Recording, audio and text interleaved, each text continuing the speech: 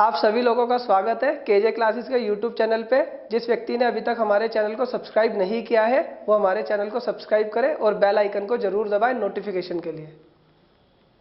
आप सभी लोगों का स्वागत है केजे क्लासेस में। मैं कपिल जैन आज फिर डिस्कस करेंगे एनुअल रिटर्न के एक बहुत अच्छे इश्यू को। सर क्या डिस्कस करने वाले हैं आज एनुअल रिटर्न में? डियर आज एनुअल रिटर्न में हम डिस्कस करने वाले हैं आईटीसी से रिलेटेड एक बहुत बड़ा इशू। सर क्या इशू क्या है? मैंने कहा डियर आपके 2A के अंदर बहुत सारा आईटीसी आ गया, 2A के अंदर बहुत सारा आईटीसी आ गया, लेकिन वो आपने आईटीसी क्लेम नहीं करा 3B में। अब वो क्लेम करना है या नहीं करना, और अगर करना है तो कैसे करना है, और अगर करना है तो क्या क्या चीजों को ध्यान में रखकर करना है। चलो इस बात को हम देखते हैं एनुअल रिटर्न में ये चीजें कैसे होंगी। इसका मतलब क्या है कि क्लाइंट को बड़े मजे आने वाले हैं। 2A में आईटीसी ज्यादा है, 3B में क्लेम नहीं करा। हमने कहा चलो ओपन करते अपनी एनुअल रिटर्न को। एनुअल रिटर्न को जैसे ही हमने ओपन करा उसके बाद हमने दो टेबल देखी। आईटीसी के लिए सबसे इंपॉर्टेंट टेबल है टेबल 6 और टेबल 8। जैसे ही मैं टेबल 6 को देखता हूं तो मैं ये कहता हूं कि भाई टेबल 6 की 3B के अंदर जो डेटा था वो यहां पर उठकर आ गया। 3B से जो डेटा उठकर आया आईटीसी का वो क्या आया जी? मैंने सीजीएसटी और एसजीएसटी 1194 रुपए आईटीसी लिया हुआ है, यहां पर ये हमें शो कर रहा है। इसका मतलब क्या है कि जब मैंने फाइनेंशियल ईयर 17-18 की 3B फाइल करी तो मैंने इन दोनों को 1194 सीजीएसटी और 1194 एसजीएसटी का आईटीसी ले लिया था। अब हमें देखना ये है सर 2A में कितना आईटीसी है।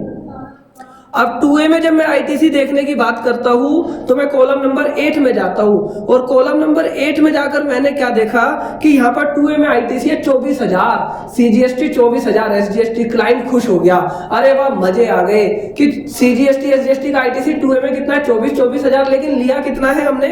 सिर्फ 1194। मेरी डियर एक बात ध्यान रख लेना, 2A में जो आपका आईटीसी आया है सारे आईटीसी को यहाँ पर क्लेम मत करना। सर क्यों ना करे क्लेम अगर हमारे 2A में आईटीसी आया है? मैंने कहा डियर अगर आपके 2A में आईटीसी आया है उसे क्लेम करने से पहले ये चेक करना कि भाई वो जो आईटीसी आया है वो हमारा बिल था भी या नहीं, क्या हम उसके लिए एलिजिबल थे भी या नहीं। हो सकता है जिससे तुमने माल परचेज ही ना किया हो उसने गलती से तुम्हारे नाम पर वो बिल चढ़ा दिया हो और वो तुम्हारे 2A में आ गया हो। तो अगर तुम्हारा आईटीसी नहीं है, सेक्शन 16 जो हमारी आईटीसी की बात करता है, अगर सेक्शन 16 की कंडीशन आप सेटिस्फाई नहीं कर रहे हो तो उस आईटीसी को भूल कर भी क्लेम मत करना। सर क्यों ना क्लेम करें उस आईटीसी को? मैंने कहा डियर सेक्शन 16 4 कंडीशन कहता है। मैंने क्या बोला? आईटीसी को क्लेम करने से पहले सेक्शन 16 की 4 कंडीशन चेक कर लेना। सर क्या 4 कंडीशन चेक करें? मैंने कहा डियर सबसे पहली कंडीशन है बिल तुम्हारे पास होना चाहिए, गुड्स एंड सर्विस तुमने ली हो, तीसरी चीज है तुमने रिटर्न फाइल कर दी है, और सामने वाले ने टैक्स पे कर दिया है। अब इन 4 कंडीशन में से हो सकता है तुम्हारी इस आईटीसी के लिए कंडीशन सेटिस्फाई ना हो, क्योंकि गलती से सामने वाले ने आईटीसी डाल दिया तो बिल तो तुम्हारे पास होगा नहीं, गुड्स और सर्विस आपने रिसीव नहीं करी होगी, सामने वाले ने टैक्स पे कर दिया, इस वजह से आईटीसी क्लेम मत करना। ये मत समझना कि ये दिवाली ऑफर है कि सामने वाले ने आईटीसी डाल दिया है तो हम उसे ले ले, ऐसी गलती कभी मत करना। अगर तुम्हारा खुद का आईटीसी है तभी उसे क्लेम करना, और अगर खुद का आईटीसी नहीं है तो उसे क्लेम मत करना, क्योंकि हो सकता है जैसे ही तुम आईटीसी क्लेम करो तो सामने वाला बिल चेंज कर दे। ये गलती मत करना डियर। तो सर क्या करना है? मैंने कहा डियर इसमें करना क्या है, अगर तुम्हारा आईटीसी नहीं है तो आप सिंपल ये बोल देना कि जी आईटीसी 2A में तो आ रहा है 24,000, लेकिन मैं कितने के लिए हकदार हूं? सिर्फ 1194 रुपए के लिए, और जो डिफरेंस आया 23,000 रुपए का उसे सिंपल यहां पर डाल देना ITC available but not availed, कि मतलब कि पोर्टल पर तो आईटीसी है लेकिन मैं उसे अवेल नहीं कर रहा हूं, ना ही मैं उसका हकदार हूं। तो इस वजह से क्या होगा डियर, आपका ये आईटीसी लैप्स हो जाएगा।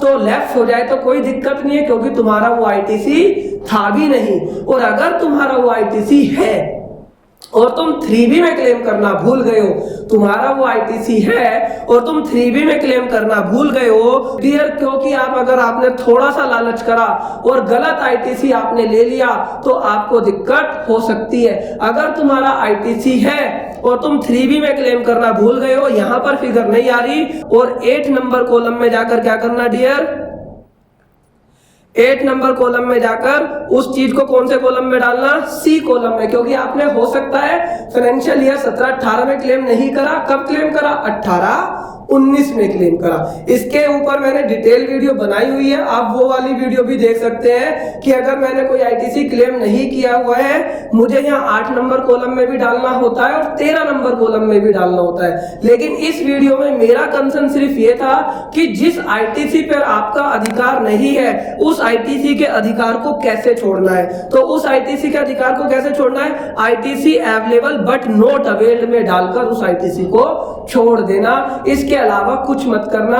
अगर तुमने सेक्शन 16 की कंडीशन सेटिस्फाई नहीं की है। समझ में आई मेरी बात, इस वीडियो का कंसर्न समझ में आया। तो किसी का अगर 2A में आईटीसी आ रहा है, दिवाली की तरह खुशी ना मनाए, अपने आईटीसी को ना ले, क्योंकि नहीं तो कल को अगर डिपार्टमेंट ने उससे कहा बोला कि भाई बेटा सेक्शन 16 की कंडीशन फुलफिल करी है या नहीं करी, तो वो फुलफिल नहीं कर पाएगा, उसे पेनल्टी और इंटरेस्ट के साथ शायद वो वापस करना पड़ जाए। क्योंकि इनकम टैक्स में भी आपने बात देखी होगी, कई बार हम क्या लालच कर लेते हैं, हमारी इनकम होती नहीं है और किसी व्यक्ति ने हमारा टीडीएस काट लिया। तो डियर अगर किसी व्यक्ति ने टीडीएस काट लिया तो हम ये सोचते हैं कि वो टीडीएस का क्लेम कर ले। तो बेटा अगर तुम टीडीएस का क्लेम करोगे तो इनकम भी तो तुम्हारी होगी, इनकम टैक्स में ये बात कही जाती है। तो डियर इसी तरीके से जो 2A में तुम्हारा ज्यादा आईटीसी आया हुआ है उसे क्लेम ना करे अगर वो तुम्हारा आईटीसी नहीं है। आशा करता हूं आपको मेरी ये वीडियो समझ आई होगी। अगर किसी व्यक्ति को ये वीडियो समझ नहीं आई है तो मैं आपसे कहूंगा मेरा फोन नंबर, मेरी ईमेल आईडी स्क्रीन पर है, मुझे कॉल कीजिएगा, व्हाट्सएप कीजिएगा, मेल कीजिएगा, आपकी क्वेरी मैं सॉल्व कर दूंगा। Thank you for watching.